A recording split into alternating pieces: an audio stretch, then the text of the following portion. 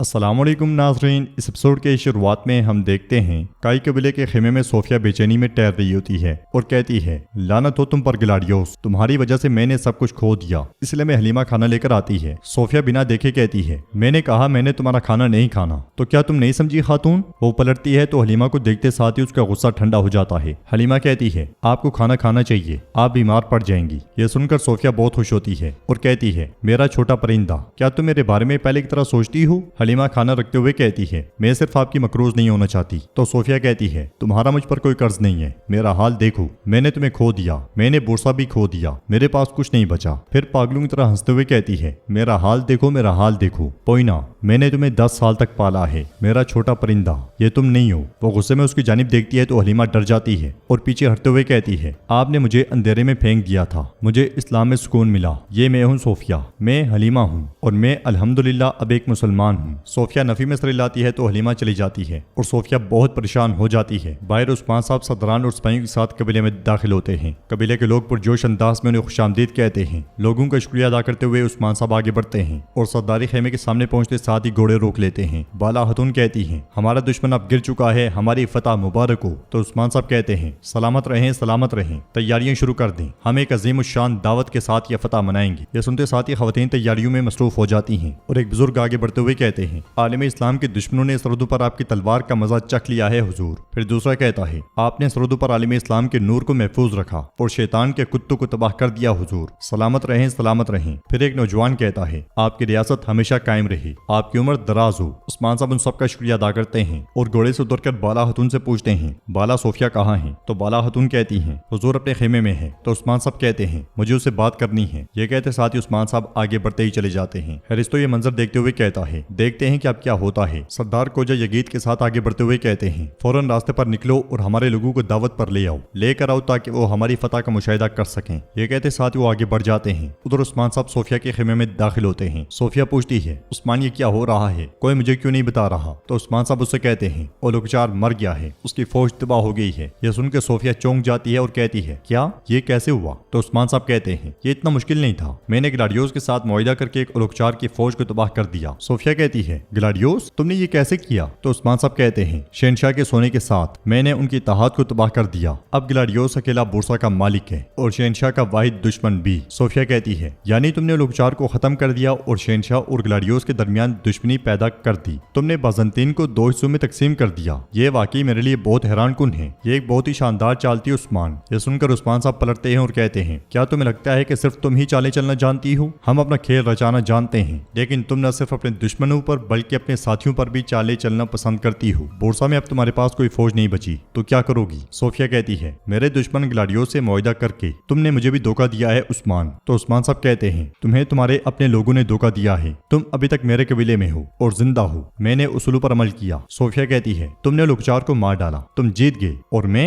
बताओ उस्मान, मैंने बोरसा खो दिया। तो उस्मान साहब कहते हैं, तुमने क्या सोचा, तुम्हें क्या लगा कि मैं तुम्हें थाल में रखकर बोरसा पेश करूंगा। मेरी तरफ देखो, मेरी तरफ देखो, तुमने मेरी औलाद की हिफाजत की और इसलिए मैंने यहाँ तुम्हारी मेहमान नवाजी की। तुम कुछ वक्त मजीद ठहर सकती हो, लेकिन हाँ, तुम्हारे पास लड़ने के लिए तुम्हारी रियासत या फौज बाकी नहीं रही। अब जाओ और अपने लिए नई जिंदगी का आगाज करो। ये कहते साथ ही उस्मान साहब वहां से चले जाते हैं। बाहर खवातीन काम काज में मसरूफ होती हैं। अलजन उन्हें जल्दी करने की तलकीन कर रही होती है। गाजी बीचों बीच खेल रहा होता है तो अलजन गुस्से से कहती है, क्या इतने बड़े कबीले में तुम्हें यहाँ खेलने की जगह मिली है। तो बाला खतून कहती है, छोड़ो खेलने तो अलजन। ये कहते साथ ही वो गाजी को खाना देती है तो गाजी खाना लेता है और गुस्से में अलजन को देखता हुआ चला जाता है, जबकि बाला खतून आगे बढ़कर खवातीन की मदद करने लग जाती हैं। इसलिए में बेगम आइकुत के साथ वहां पहुंचती है और आइकुत बाला खतून से कहता है, कोई मसला नहीं हुआ बाला खतून। बेगम बाला खतून से कहती है, मैंने अपना फर्ज पूरा कर दिया है बाला खतून, अब मेरे साथ क्या करोगे, मुझे मारोगे। तो बाला खतून उससे कहती हैं, गद्दारी ने तुम्हारी रूह में घर कर लिया है, हम अपनी बात पर साबित कदम नहीं रहेंगे, तुम्हें यकीन नहीं है ना। तुम सोचती हो कि हम भी तुम्हारी तरह करेंगे, तुम अपनी लालच का शिकार हो गई हो बेगम, जो तुम्हारा था ही नहीं तुमने वो लेने की कोशिश की, तुम्हारी आंखें, रूह और दिल अंधा हो गया, तुम मौत की बात कर रही हो, है ना। लेकिन नहीं,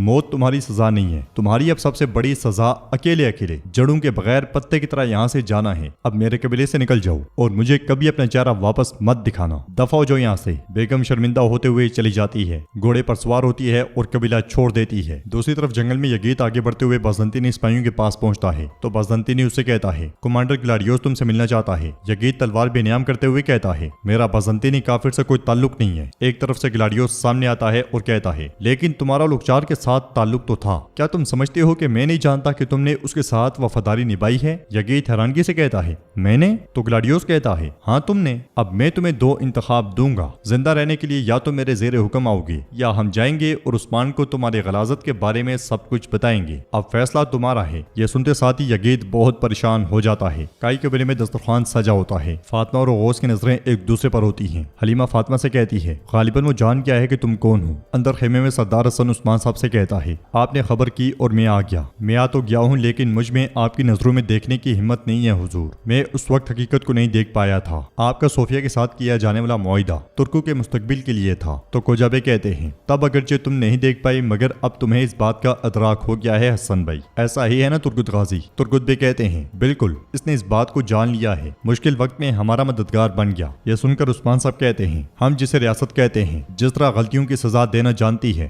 ویسے ہی ریاست وفاداری کا بدلہ دینا بھی خوب جانتی ہے۔ واضح ہے کہ آپ اپنے کیے پر شرمندہ ہیں، میں آپ کو معاف کر رہا ہوں لیکن یہ بات جان لیں پھر اس طرح کی غلطی کبھی نہیں ہونی چاہیے۔ سردار حسن خوش ہوتے ہوئے کہتا ہے آپ کی ریاست لمبی عمر جیے عثمان صاحب، سلامت رہیں۔ اگلے لمحے سرداران آگے آگے جبکہ عثمان صاحب پیچھے پیچھے خیمے سے باہر آتے ہیں۔ عثمان صاحب کو دیکھ کر سب سینوں پر ہاتھ رکھ کر آداب بجا لاتے ہیں اور عثمان صاحب کہتے ہیں کائی کے بہادر مردو سردارو، عظیم اللہ کے حکم سے آپ لوگوں کے ایمان اور کوششوں سے ہم ایک بار پھر کافروں کے خلاف ثابت قدم ہو گئے۔ ہم نے اللہ کا نام زمین پہ نہیں لگنے دیا، اللہ کا شکر ہے۔ منگول لشکر اور ان کے جال ہمیں ہمارے راستے سے دور نہ کر سکے، اولوکچار اور اس کا لشکر نیست و نابود ہو گیا۔ یہ سنتے ساتھ ہی سپاہی اللہ اکبر کے نعرے بلند کرتے ہیں۔ عثمان صاحب مزید کہتے ہیں ہم جہان کو انصاف اور رحم کے ساتھ فتح کریں گے، ہمارے لگائے گئے تمام جنڈوں پہ ہمارے نام کے ساتھ معصوموں کی دعائیں اور یتیموں کی مسکراہٹیں ہوں گی۔ جان لیں کہ یہ فتح کائی کے لیے ہماری بہادری کا راگ جھاڑنے کے لیے نہیں ہے، یہ فتح مظلوموں کے لیے سرزمین، ظالموں کے لیے خوف کی علامت بننے والی عظیم ریاست کے قدموں کی آواز ہے۔ اب سے ہم نہیں رکنا چاہتے، کوشش ہماری طرف سے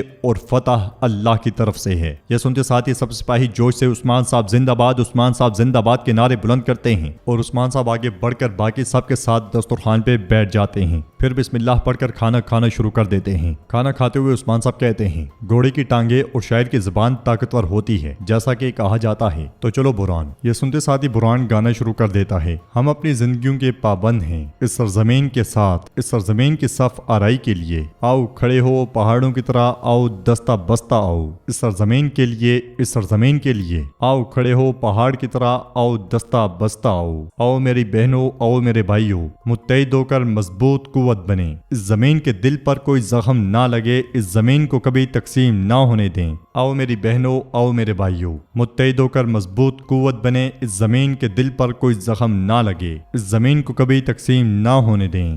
جیتے رہو جیتے رہو جیتے رہو میرے لوگوں۔ لوگ نظم سے خوب محظوظ ہو رہے ہوتے ہیں، سب کے چہرے کھلکھلا اٹھتے ہیں کیونکہ انہیں ملی ہے ایک شاندار فتح کے بعد ایک بہترین دعوت۔ بران مزید گاتا ہے مرتے ہوئے بھی اجنبی کے آگے نہ جھکنا، مشکل یا مایوسی میں بھی میرے بہادر لوگوں، میرے بہادروں، میں ان کی کوششوں پہ قربان جاؤں۔ مرتے ہوئے بھی کبھی اجنبی کے آگے نہ جھکنا، مشکل یا مایوسی میں بھی میرے بہادروں، میرے بہادروں، میں ان کی کوششوں پہ قربان جاؤں۔ ترک کا بازو کبھی نہیں جھکتا، ترکوں کی طاقت کبھی ختم نہیں ہوتی۔ ایک بار جب پرچم اٹھایا جاتا ہے اسے دوبارہ زمین پہ نہیں لگنے دیا جاتا۔ ترک کا بازو نہیں جھکتا، ترک کا بازو نہیں جھکتا۔ جیتے رہو میرے لوگوں، جیتے رہو جیتے رہو جیتے رہو۔ نظم کے اختتام پہ عثمان صاحب بآواز بلند کہتے ہیں ارے ماشاءاللہ، اور ناظرین ایپیسوڈ بھی اختتام پذیر ہوتی ہے۔ کیسے لگی آپ کو یہ ایپیسوڈ آپ ہمیں کومنٹ باکس میں بتا سکتے ہیں۔ ویڈیو پسند آئے تو لائک کر دیں، شیئر کر دیں، سبسکرائب نہیں کیا ہوا تو پلیز سبسکرائب کر لیں تاکہ ہم جلدی سے جلدی 1 لاکھ سبسکرائبرز تک پہنچ سکیں۔ سبسکرائب کرنے کے بعد آپ نے کومنٹ میں ڈن لکھ دینا ہے اگر آپ نے سبسکرائب نہیں کیا ہوا تو۔ ملتے ہیں انشاءاللہ نیکسٹ ویڈیو میں، تب تک کے لیے اللہ حافظ۔